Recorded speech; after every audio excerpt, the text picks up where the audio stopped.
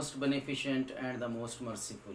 Dear students, class 10th के video lesson का आगाज़ करते हैं।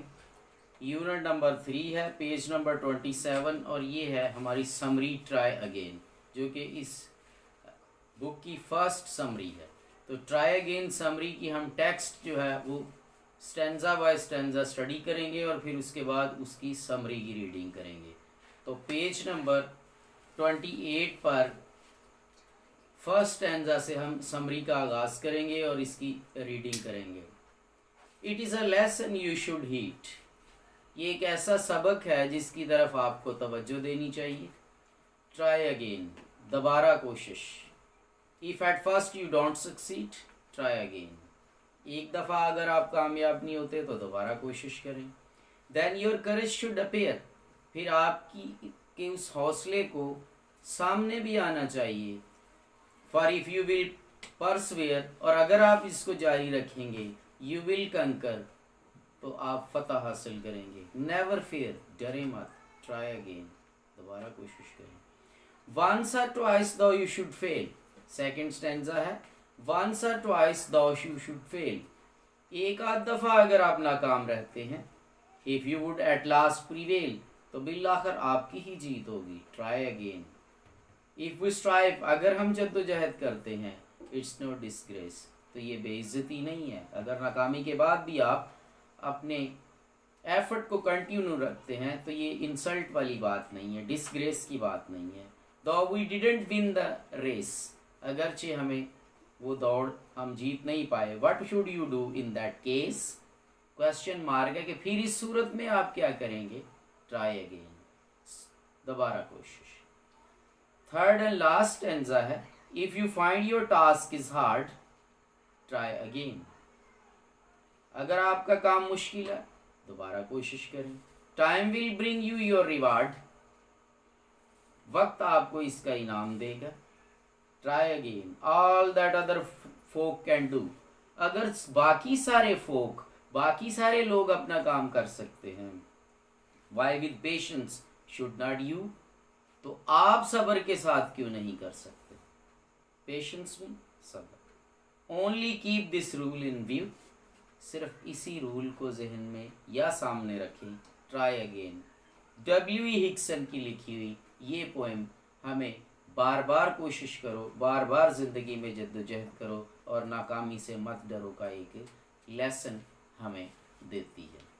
तो इस पोएम की रीडिंग के बाद हम आएंगे इसकी समरी की तरफ। आपके सामने स्क्रीन पर समरी दिखाई दे रही है, ट्राई अगेन। इसकी मैं रीडिंग करता हूँ। Try again is a simple, reflective and moralising poem gleaned by the pen of a British poet William Edward Hickson.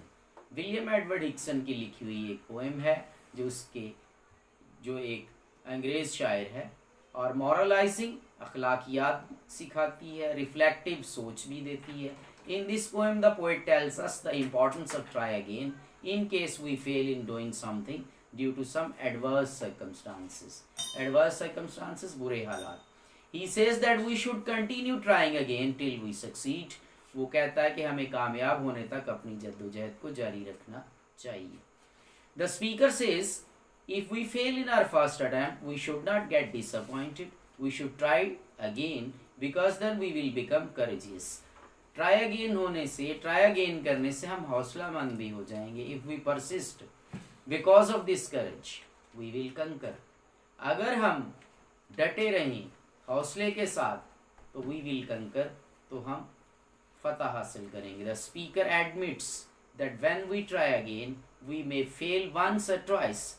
Speaker यानी पोएट ये भी एडमिट करता है, तस्लीम करता है कि जब हम दोबारा कोशिश करते हैं तो एक दफ़ा फिर नाकाम हो सकते हैं या दो दफ़ा भी नाकाम हो सकते हैं।